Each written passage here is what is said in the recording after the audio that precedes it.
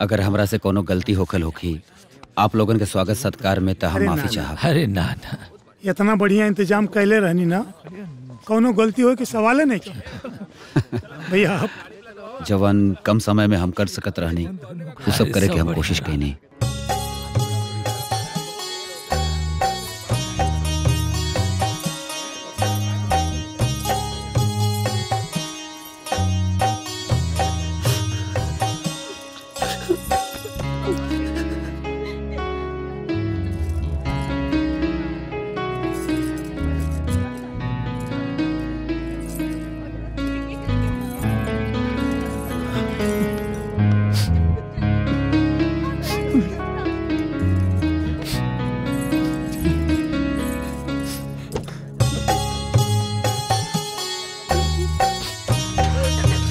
चली सब अच्छे से हो गई।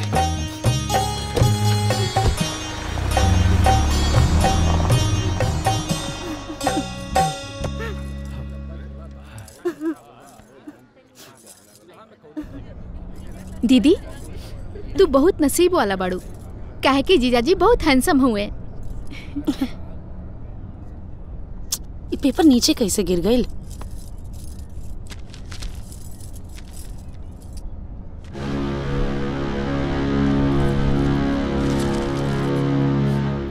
बेटा हमरा से अगर कोनो गलती भयल होगी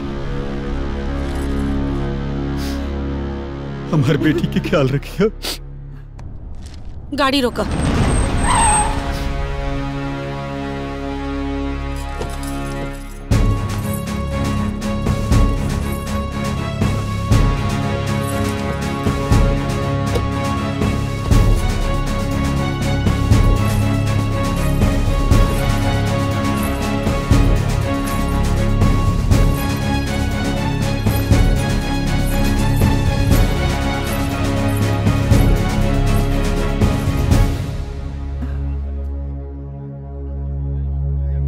रहुआ कहाँ तक पढ़ ले बानी?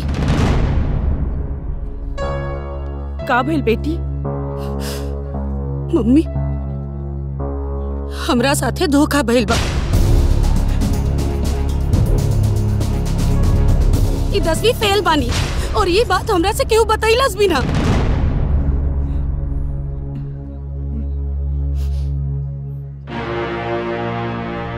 जौन होके के रहल ऊ त हो गइल बेटी। अभी सब बहस करके कौनो फायदा नहीं के। अब तो कुछ ना बदल सकेला ना। देख बेटा अब तो तुहार मांग में सिंदूर पड़ गई बा। अब तुहार जीवन ही नहीं दोनों परिवार के प्रतिष्ठा के बात बा बेटा। पापा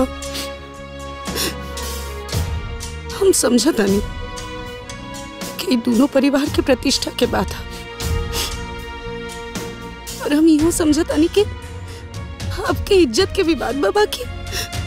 अगर ये रिश्ता में हमके सुखी रहे के बाद तो हमके अपना पति के सम्मान करे के पड़ी,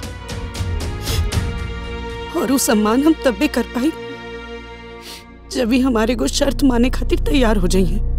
कैसन शर्त बिटिया? देखी मांग में सिंदूर तो पड़ गई बा, और हमकी शादी से भी कोनो एतराज नहीं के। बाकी हमार बिया एगो 10वीं फेल से भइल बा, पर विदाई ना हुई।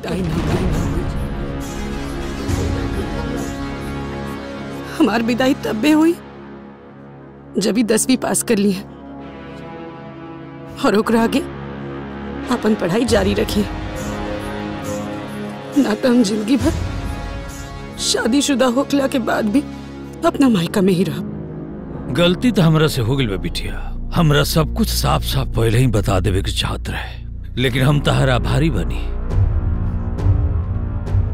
कि तू हमरा प्रतिष्ठा के ध्यान रख लू। यही से तहरा के एगो वचन देता नहीं